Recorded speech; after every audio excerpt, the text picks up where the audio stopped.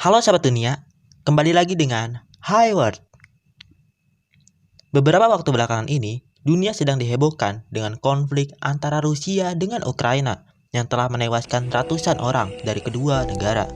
Baik militer maupun sipil ikut menjadi korban. Tentu saja kita berduka atas kejadian buruk tersebut. Tapi, muncul banyak pertanyaan. Kenapa sih Rusia dengan Ukraina berperang? Jadi, konflik kedua negara tersebut jika ditarik dari awal sejarahnya, itu benar-benar panjang dan ruwet banget. Karena sejak dahulu, wilayah Ukraina sudah menjadi perebutan pemerintahan-pemerintahan besar di Eropa bagian timur. Berabad-abad lamanya, kawasan yang kemudian disebut sebagai Ukraina dikuasai atau dibagi-bagi wilayahnya oleh bangsa-bangsa lain dari zaman lama hingga memasuki era modern. Hingga akhirnya, Ukraina baru benar-benar menjadi negara merdeka dan berdaulat penuh setelah Uni Soviet resmi membubarkan diri pada 26 Desember 1991. Dengan demikian, Ukraina resmi merdeka secara de jure dan diakui oleh komunitas internasional. Sejak menjadi negara merdeka, Ukraina masih kerap terlibat polemik atau ketegangan dengan Rusia, terutama pada era pemerintahan Presiden Ukraina kedua, yakni Viktor Yushchenko, yang menjabat sejak 2005 hingga tahun 2010. Penyebabnya terutama karena Yushchenko lebih merapat ke Uni Eropa ketimbang dengan Rusia. Setelah itu pun, ketegangan terus meningkat lantaran krisis Crimea tahun 2014. Kawasan semenanjung Crimea yang semulanya berada di wilayah Ukraina dianeksasi untuk dijadikan wilayah Rusia. Krisis Crimea memicu kerusuhan serta peperangan di Ukraina bagian timur dan selatan yang berujung dimulainya gerakan separatis di Ukraina yang akhirnya mendeklarasikan dengan berdirinya Republik Rakyat Donetsk dan Republik Rakyat Lugansk pada tanggal 11 Mei 2014. Karena ketidakstabilan tersebut membuat Ukraina ingin bergabung dengan Aliansi Atlantik Utara atau NATO. Tujuannya agar keamanan negaranya dapat terjamin. Sebab dalam perjanjian NATO, jika ada negara anggotanya terancam, maka negara anggota lainnya harus saling membantu.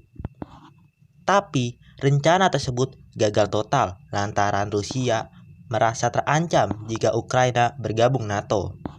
Soalnya, bisa saja Amerika Serikat memanfaatkan peluang tersebut untuk membangun pangkalan militer di Ukraina yang lokasinya tidak jauh dari ibu kota Rusia, yakni Moskow.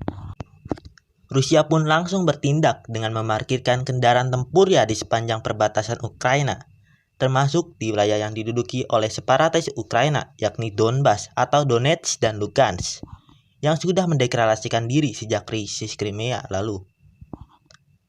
Rusia memarkirkan kendaraan tempurnya di sana karena wilayah Donbas tersebut dihuni oleh mayoritas warga yang dekat dengan kultur Rusia. Bahkan, ratusan ribu rakyat Donbas sudah berstatus sebagai warga negara Rusia. Karena alasan tersebut, Presiden Rusia, yaitu Vladimir Putin, secara resmi mengakui kedaulatan dua wilayah separatis Ukraina tersebut menjadi negara yang merdeka pada 21 Februari 2022 lalu. Inilah yang menjadikan pemicu Rusia dengan Ukraina berkonflik lagi. Kejadian tersebut membuat militer negara anggota NATO dan Amerika Serikat bersiaga di sepanjang Eropa Timur dengan dalih mengamankan Ukraina dari invasi Rusia. Namun, hal tersebut justru membuat Presiden Vladimir Putin marah dan mengumumkan dimulainya operasi militer Rusia ke wilayah Ukraina dan mengatakan, "Siapapun yang mencoba mengganggu dan mengikut campur urusan kami dan bahkan menciptakan ancaman bagi negara dan rakyat kami, harus tahu bahwa tanggapan Rusia akan datang secepat mungkin dan memberikan konsekuensi yang belum pernah Anda alami dalam sejarah Anda." Hal tersebut membuat Presiden Volodymyr Zelensky mengumumkan keadaan darurat militer di Ukraina pada 24 Februari 2022. Dan tidak berlangsung lama, di hari yang sama, Rusia langsung membombardir ibu kota Ukraina, yaitu Kiev, dan beberapa kota lainnya. Ketegangan tersebut bahkan masih terjadi sampai sekarang, tapi kita tentu berharap segera ditemukan solusi agar kedua negara tersebut bisa berdamai. Cukup sampai di sini pembahasan kali ini ya. Jika ada revisi atau tambahan cerita yang kurang dari kami, silakan kalian tulis di kolom komentar ya, agar kita bisa belajar sama-sama. Terima kasih sudah menonton, dan sampai jumpa di video kami selanjutnya.